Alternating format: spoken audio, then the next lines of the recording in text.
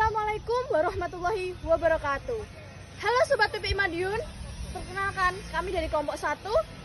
Izin memperkenalkan diri, nama Taruni Muda Vanessa Laura, NIT 2310462, dan rekan saya Afrizal Yovia Resta, NIT 2310261. Saya Rizky Nurfaki, NIT 2310441. Saya Muhammad Rizky Nuzuli Saputra, NIT 2310381.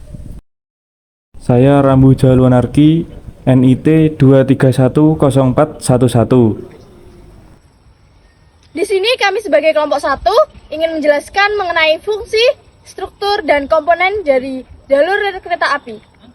Yuk simak videonya sebagai berikut.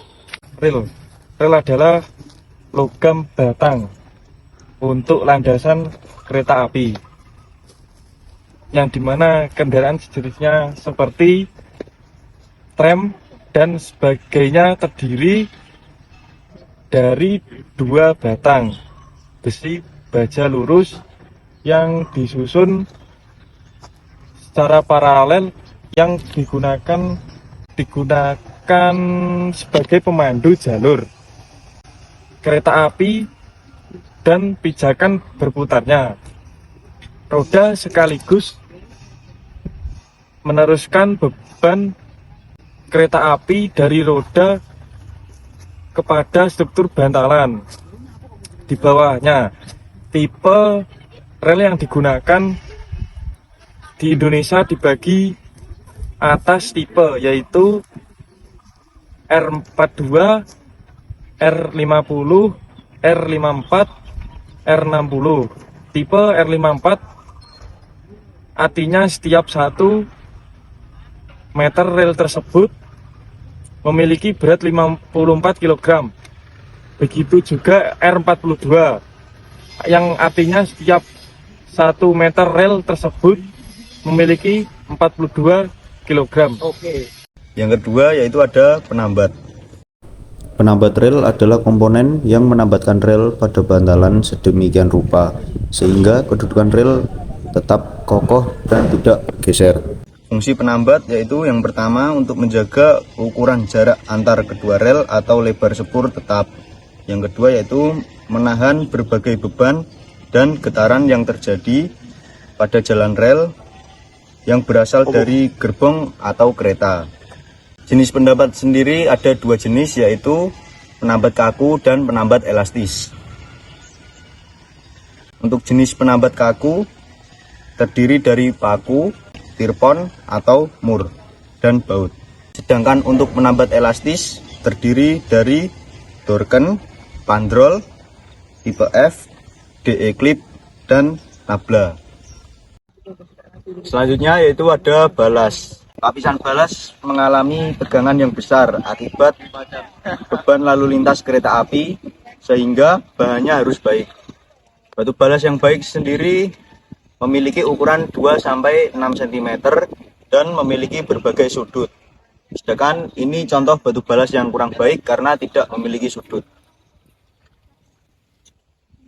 Fungsi utama batu balas adalah yang pertama, untuk meneruskan dan menyebarkan beban dari bantalan ke tanah dasar.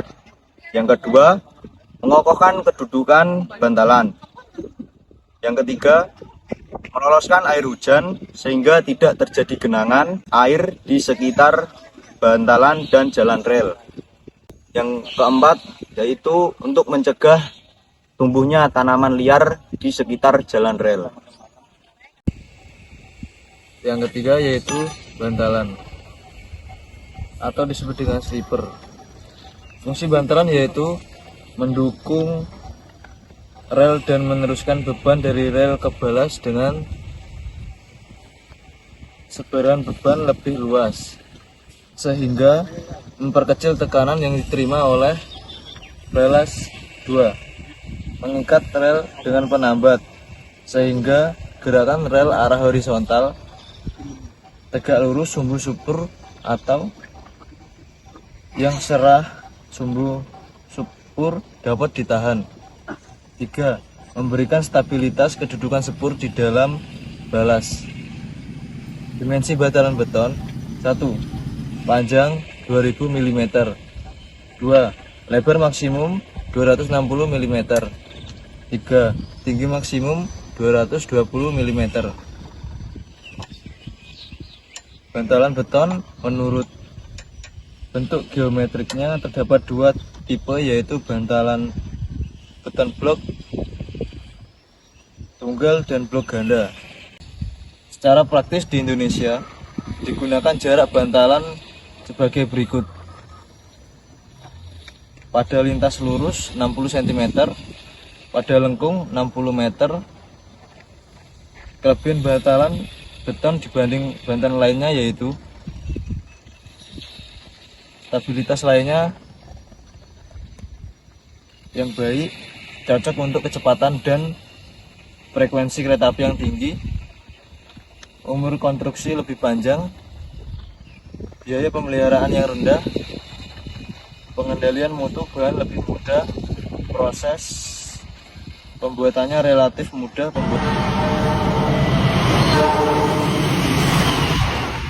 Selain bantalan beton, terdapat juga bantalan kayu. Bantalan kayu biasanya menggunakan penambat jenis kaku untuk mengikat bantalannya. Persyaratan umum bantalan kayu yaitu bantalan kayu harus mudah dibentuk dan mudah didapat, khususnya di Indonesia. Misalnya kayu jati maupun ulin. Yang kedua yaitu harus keras sehingga mampu menahan tekanan dari penambat atau tidak mudah lepas. Yang ketiga, kayu berbentuk utuh dan padat, tidak ada rongga maupun lubang. Yang keempat yaitu tidak terdapat mata kayu. Yang kelima, tidak mengandung unsur kimia yang berpengaruh pada komponen jalan rel terbuat dari baja. Yang keenam, tidak ada lubang bekas ulat atau binatang lainnya seperti rayap. Kelebihan dari bantalan kayu yaitu elastisitasnya yang baik, mampu meredam getaran, serta kebisingan. Kelebihan yang kedua yaitu ringan dan mudah dibentuk sesuai ukuran yang dikehendaki. Yang ketiga, pergantian bantalan mudah dilakukan pada waktu kapan saja.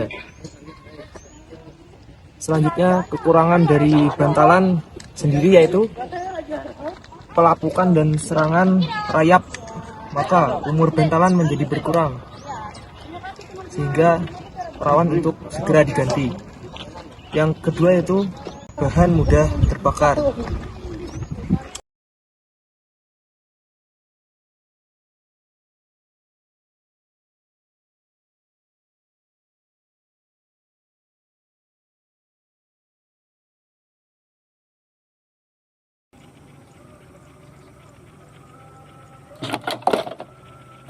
Berikutnya merupakan wesel. Wesel merupakan konstruksi jalan rel yang paling rumit dengan beberapa persyaratan dan ketentuan. Komponen yang ada pada wesel yaitu yang pertama lidah, yang kedua ada jarum beserta sayap-sayapnya, yang ketiga ada rel lantak, yang keempat ada rel paksa, yang kelima ada sistem penggerak. Persyaratan umum wesel yang pertama ada kandungan mangan pada jarum monoblok harus berada dalam rentang 11-14%. 2. Kekerasan pada lidah dan pada bagian lainnya sekurang-kurangnya sama dengan kekerasan rel. 3. Celah antara lidah dan rel lantak harus kurang dari 3 mm. 4. Celah antara lidah wesel dan rel lantak pada posisi terbuka tidak boleh lebih dari 125 mm. Yang kelima, celah atau gap antara rel lantak dan rel paksa pada ujung jarum 34 mm.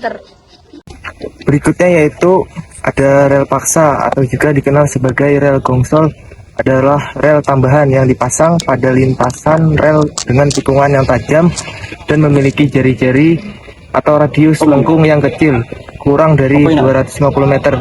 Rel gongsol berfungsi untuk menjaga agar roda kereta api tidak selip, dan untuk mengurangi tingkat kehausan rel luar yang disebabkan oleh gaya sentrifugal saat kereta api berjalan melalui lengkung rel. Saat kereta api melintasi lengkung rel yang dilengkapi gongsol, roda kereta akan bergesekan dengan rel gongsol dan mengeluarkan suara yang khas.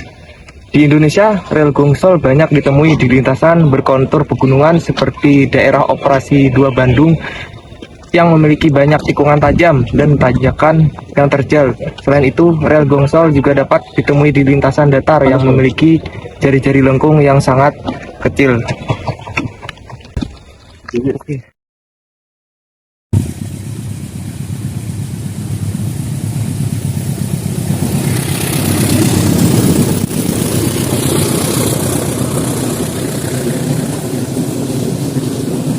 Plat sambung. Plat sambung terdiri dari mur dan baut. Plat sambung berfungsi untuk menyambung antara dua potongan panjang rel. Plat sambung berupa plat besi yang memiliki panjang 50 sampai 60 cm dan terdapat 4 sampai 6 lubang baut yang berfungsi sebagai tempat baut.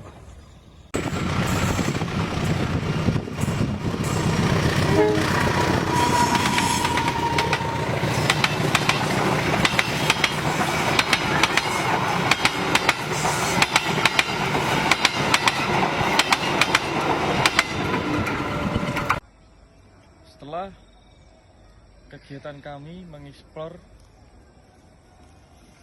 kami mendapat kesimpulan yaitu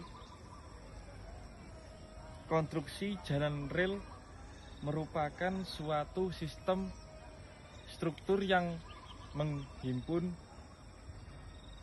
komponen-komponennya seperti rel, bantalan, penambat, dan lapisan pondasinya serta tanah dasar secara terpadu dan disusun dalam sistem konstruksi dan analisis tertentu untuk dapat dilalui kereta api secara aman dan nyaman. Jadi dari hal yang kita eksplor tadi, semoga kita bisa mengetahui dasar-dasar komponen dan fungsi struktur dari jalan rel.